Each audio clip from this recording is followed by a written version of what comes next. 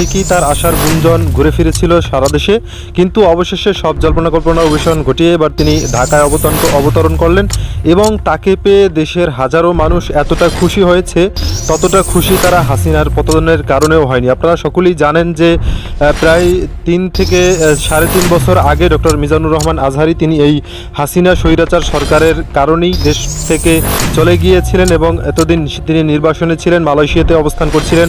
সেখানে থেকেও কিন্তু তিনি থেমে থাকেননি, তার ধর্ম প্রচারের যেই কাজ সেই কাজগুলো তিনি করে যাচ্ছিলেন। এবং সাথে সাথে তিনি যে ডক্টর মিজানুর রহমান আজহারী এবং তাকে যে মানুষ ভালোবাসে, তার ভালোবাসা কিন্তু মানুষের হৃদয় থেকে বিন্দুমাত্র কমে যায়নি এবং তাকে মানুষ ঠিক আগেরই মতো ভালোবাসে, সেটার প্রমাণ মিলেছে। বিভিন্ন জায়গায় তিনি দেশে নামার পরেই তাকে সংবর্ধনা দিচ্ছে এবং মানুষ তাকে এক কথায় দেশের নতুন প্রধানমন্ত্রীর মতো বরণ করে নিচ্ছেন এবং তার প্রতি মানুষের যে ভালোবাসা সেটাকে কিন্তু মানুষ ব্যক্ত করছেন বিভিন্নভাবে। আপনারা হয়তো স্ক্রিনে এতক্ষণে সে সমস্ত কিছু দৃশ্য দেখতে পেয়েছেন এবং তিনি দেশে আসার সাথে সাথে বাংলাদেশ জামায়াতে ইসলামী সহ বাংলাদেশের সর্বশ্রেণী সর্ব ধর্মের, তারপরে সর্ববর্ণের, সর্বদলের যে সমস্ত মানুষরা রয়েছে সকলেই খুশি হচ্ছেন।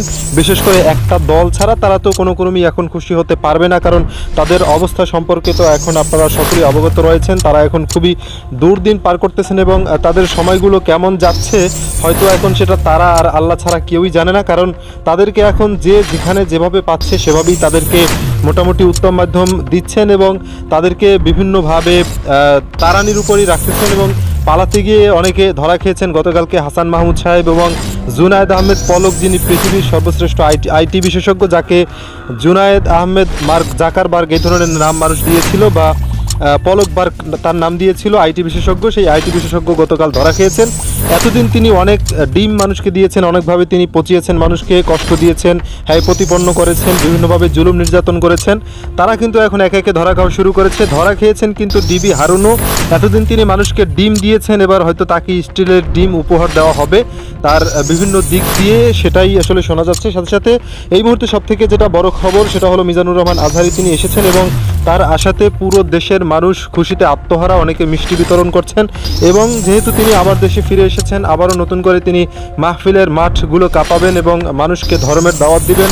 নতুন করে তিনি আগের মতো বাংলাদেশেই থাকা শুরু করবেন এবং বাংলাদেশের মানুষের মাঝে তিনি দিনের দাওয়াতকে পৌঁছে দিবেন বলেই জানা গেছে। এবং মিজানুর রহমান আজহারী তিনি দলমত নির্বিশেষে একজন গ্রহণযোগ্য ব্যক্তি ছিলেন, তারপরেও জামায়াতে ইসলামীর সাথে তার একটি সংশ্লিষ্টতার কারণে হাসিনা সরকার তাকে দেশ ছাড়তে বাধ্য করেছে, তিনি দেশ ছেড়েছিলেন এবং পরিশেষে একটা সময় লুৎফুর রহমান ফরাইজি হুজুর বলেছিলেন যে একদিন মিজানুর রহমান আজহারী দেশে আসবেন এবং বীরের বেশে দেশে আসবেন। সেই বীরের বেশেই কিন্তু এবার দেশে এলেন আল্লামা মিজানুর রহমান আজহারী এবং দেশে এসেই তিনি সর্বশ্রেণীর ওলামা ইকরামের সাথে ঐক্যমত পোষণ করেছেন এবং বাংলাদেশের সমসাময়িক রাষ্ট্র ব্যবস্থাকে নতুন একটা পর্যায়ে নিয়ে যাওয়ার কথা বলেছেন। গত পরশুদিনই তিনি তার সামাজিক যোগাযোগ মাধ্যমে একটি লাইভে এসে জানিয়েছিলেন যে অতি শীঘ্রই তিনি বাংলাদেশে আসবেন। তখন থেকেই বাংলাদেশের মানুষ তার আগ্রহের জন্য অধীর আগ্রহ নিয়ে, তার আসার জন্য অধীর আগ্রহ নিয়ে বসেছিলেন।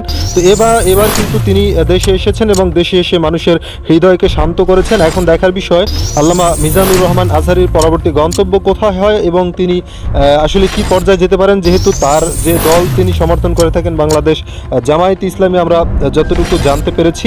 তো এই জামায়াতে ইসলামী এবার সরকার গঠনে হয়তো গুরুত্বপূর্ণ ভূমিকা রাখতে পারেন বা পরবর্তী যেই নির্বাচন অনুষ্ঠিত হবে সেই নির্বাচনেও হয়তো জামায়াতে ইসলামী খুব ভালোভাবেই লড়বে বলেই অনেকে মনে করছেন।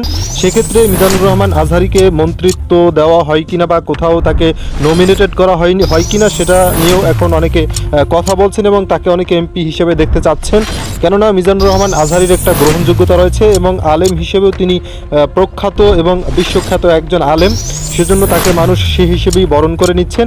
এখন দেখার বিষয় মিজানুর রহমান আজহারীর ভবিষ্যৎ কি হয়।